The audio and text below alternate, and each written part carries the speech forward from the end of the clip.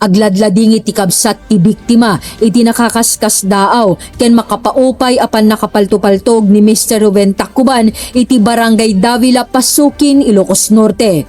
Kuna ni Mr. Anastasio Taccuban, kabsat ti biktima, ket iso na laeng ti kadkadwana, ken karuba na manipod, iti nag-for-good daytoy, iti 2024 manipod Hawaii. Saan na amalagip no kasano analpas ti amin, iti may salaeng arabi, ti tao akanay nakadwana no adday ti baon na wenno papanan na daytoy ngemita ket awanen. Tagkapsat sir arod to. Sakit latat na kumkumot sir. Takam arod ti kakuyugan. Close kayo, sir? Good sir.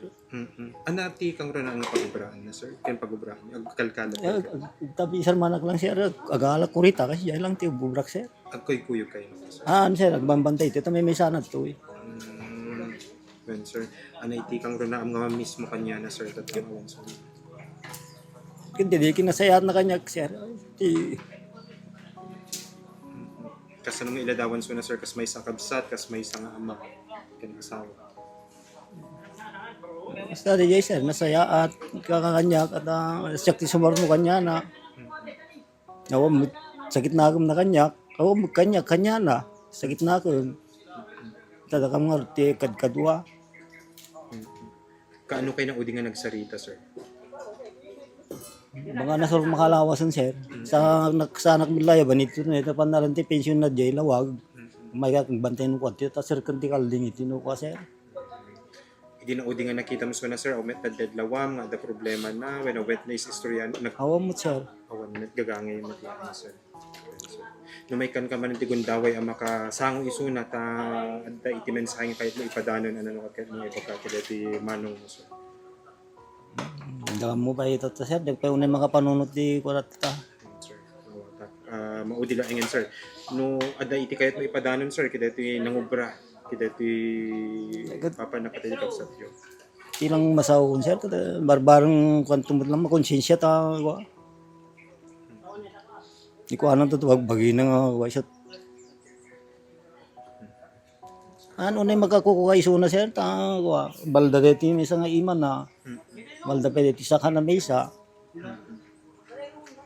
So kung kuna ni Aguinaldo at tayo bigat sir, kaya suy dagat.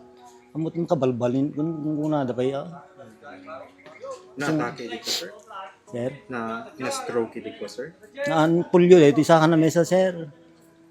Pasarti report tinailya na pulisya ket agtultuloy tinauneg ken naornos nga investigasyon da babaen ken Police Colonel Jomar Q. Labiano, Provincial Director, tapno mabigbig ken maamuan ti sospek iti napasamak a pamaltog iti agarup alas 9:45 iti rabi iti Domingo.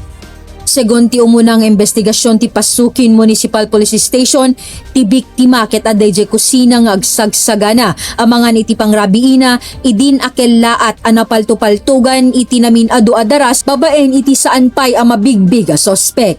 Gapo iti adu at tama ti bala na sagaba na napardas an naitaray ti pagagasan babaen kadagiti miyembro ti BFP ken RHU ti Pasuquin iti Governor Roque Biablan Senior Memorial Hospital, Jalawag City ngem saanen an naisubli ti biag na tanay deklarar a dead on arrival babaen iti attending physician. Iti lugar ti krimen narekobre dagiti operatiba iti inem a basyo ti kalibre .45, may sa a fired bullet, may sa a na deforma bala ken may sa metal jacket fragment. Dagitoy ket prueba ang mangipakita iti kinaranggas ken awanan asi iti pan nakapapatay ti biktima.